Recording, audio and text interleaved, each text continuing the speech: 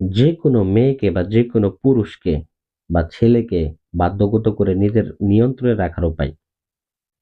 আপনার স্বামী যখন অন্য কোনো নারীর পরকীয়ায় লিপ্ত হয়ে যায় অন্য কোনো নারীর প্রতি, এবং আপনার স্বামী যখন অন্য কোনো নারীর প্রতি আসক্ত হয় বা আপনার স্ত্রী যখন অন্য কোনো পুরুষের প্রতি আসক্ত হয়, তাদেরকে কিভাবে আবার ফিরে আনবেন, আপনার প্রতি বাধ্যগত করবেন বা বিয়ে করবেন ভালোবাসার মানুষকে, তাদের ক্ষেত্রে আপনারা এই বিদ্যাটা ব্যবহার করতে পারেন। এটা আমি বলতে পারি পৃথিবীর মধ্যে সবথেকে পাওয়ারফুল এবং কি কুফুরি একটা বশীকরণ বিদ্যা। এই বিদ্যা যদি কাজ না করে দুনিয়াতে অন্য কোনো বিদ্যাই কাজ করবে না। আমি যে কয়টা কাজ করছি খোদার কসম করে বললাম একটা কাজও মিস যায়নি। আপনাদেরকে আমি বিদ্যাটা দিলাম এজন্যই যাতে করে আপনারা নিজেরা উপকৃত হইতে পারেন।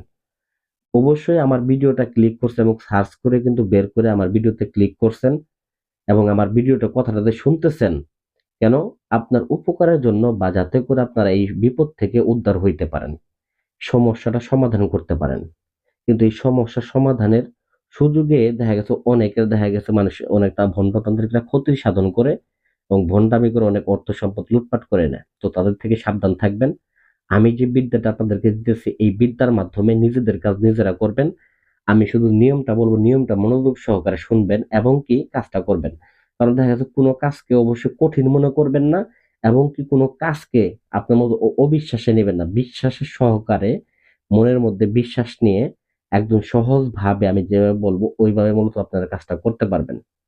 তাহলে আপনারা সমস্যার সমাধান করতে পারবেন। আর যদি তান্ত্রিকদের প্রতি মতো ভরসা করেন, সেক্ষেত্রে কিন্তু এতদিন যেভাবে প্রতারিত হয়ে আসছেন, কারণ সঠিক তান্ত্রিক তো আপনারা নির্বাচন করতে পারেন না। কারণ যাদের আসন নাই, ভয়েস মোটা করে তাদের কাছে আপনারা দৌড়াইয়া দেন।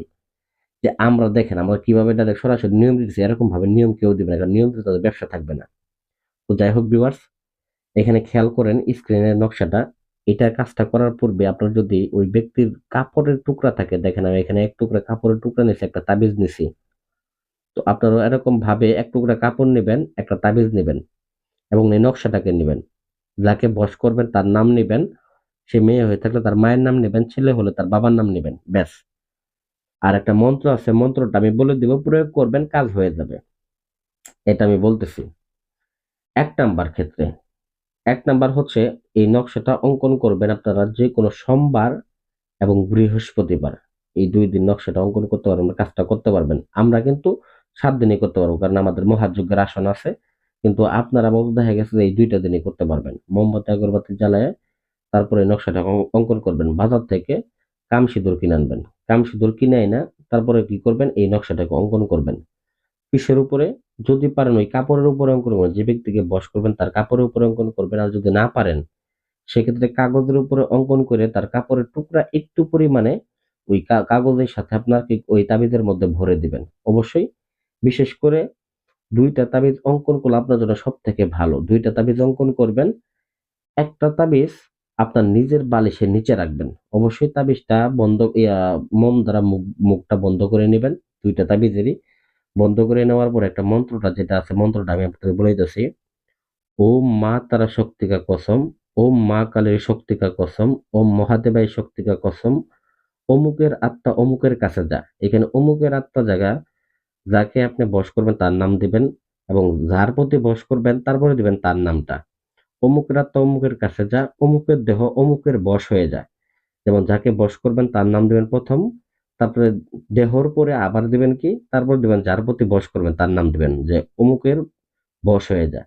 বীর্যং স্তম্ভয়ং করণয়ং কুরু কুরু সাহা, আত্মাং স্তম্ভয়ং করণয়ং দেবাং নমস্তুতে, পঞ্চপ্রদীপ জাগ্রতায়ং, তন্ত্র মন্ত্র জাগ্রয়ং চালান, জাগ্রয়ং কালিকা কদনম নমস্তুতে। তো এইখানে এইটার মাধ্যমে আপনার তাবিজটা জাগ্রত হয়ে যাবে এবং এই তন্ত্র মন্ত্রটা জাগ্রত হয়ে যাবে। তো এটা জাগ্রত হলে দেখা গেছে আপনি অতি সহজেই চালানটা কার্যকারিতা দিবে এবং দূর থেকেই এটা কাজ করবে। আর যদি জাগ্রত না হয় সেক্ষেত্রে সারা জীবন ফালায় রাখলেও কাজ করবে না।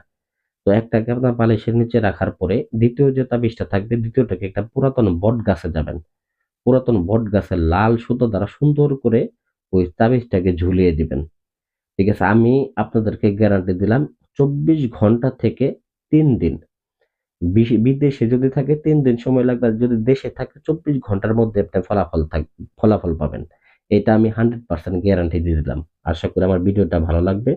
ভিডিওটা ভালো লাগলে ভিডিওতে লাইক করবেন, চ্যানেলটা সাবস্ক্রাইব করবেন। এরকম আরো আকর্ষণীয় নতুন ভিডিও পেতে ধন্যবাদ সবাইকে।